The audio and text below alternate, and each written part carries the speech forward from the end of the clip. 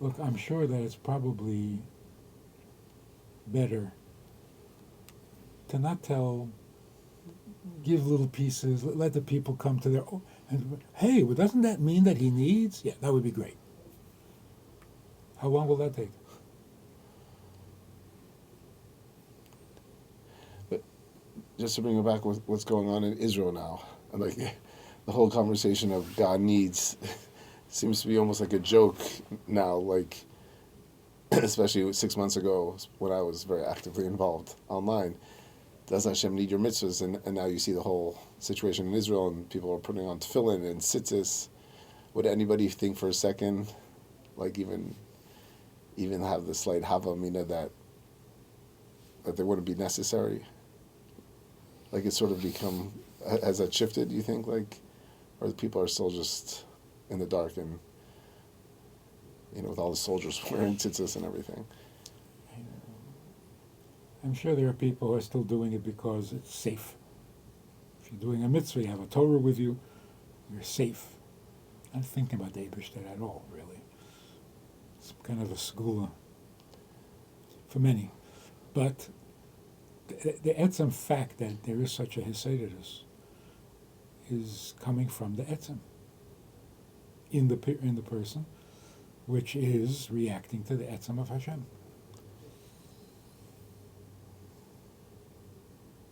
So Hashem, through this whole process, is trying to show how desperate He is for the Yidden and for mitzvahs. Like, I mean, is that why it's happening? I wouldn't say that. I would say, like, that definitely is a strong result of it. Mm. So you can't say that that's why it's happening. People are dying just to prove a point. I'm like, but can you ever say why it's happening? So here's one of the outcomes of the consequences of this thinking. A parent is very angry at his kid, and he's being very critical, and he's punishing the kid appropriately. But to the kid, the punishment is way out of proportion. And his thinking is like, oh, what did I do? So I broke the window. So I'm getting so upset about it.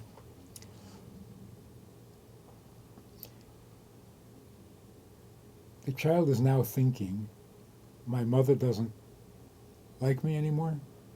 My father hates me. It's finished. And yet, it's not finished. Family is family. Your father's your father, your mother's your mother. How come? There's only one explanation. Because you are essential to your parents. Right now, they don't like you. In fact, they're very hurt. They're very pained by you. And they're punishing you. That means it's over? It can't be over. You are essential to them. Can we understand that? I was just talking yesterday. It's not unconditional love. It's unconditional parent. If he is our father, he's our father unconditionally. What does unconditionally mean? He can't help it. He can't decide, I'm done. Because it's essential, right? Same thing with Hashem. If you think that he's angry, he's punishing you, but don't ever think it's over. Can't be over. Because he can't be without you. Otherwise, maybe it is over. Maybe God went and chose somebody else now. It's like a ridiculous idea.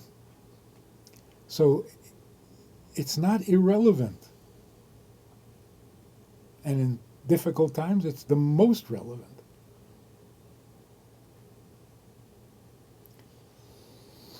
It's like when the Alter Rebbe says, "Ich will nur dir allein." That's a mutual, reciprocal thing. Ich will nur dir allein, because That's essential.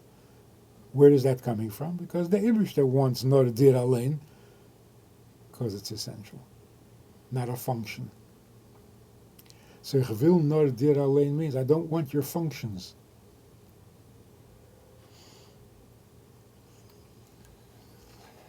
The problem, this is the problem I always run into.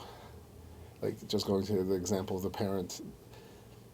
So if the child, misbehaves and there needs some discipline, then that's understandable, and you're my child and everything like that. In these situations, when you look at the world and everything that's going on in Israel, and we know that God causes everything, it's like if He just wants you, and then these miserable, torturous hostages, mutilation.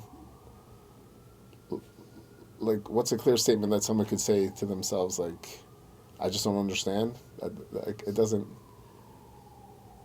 How does that bring closeness? It's just, that's where everyone, or most people, or a lot of people, go off the cliff.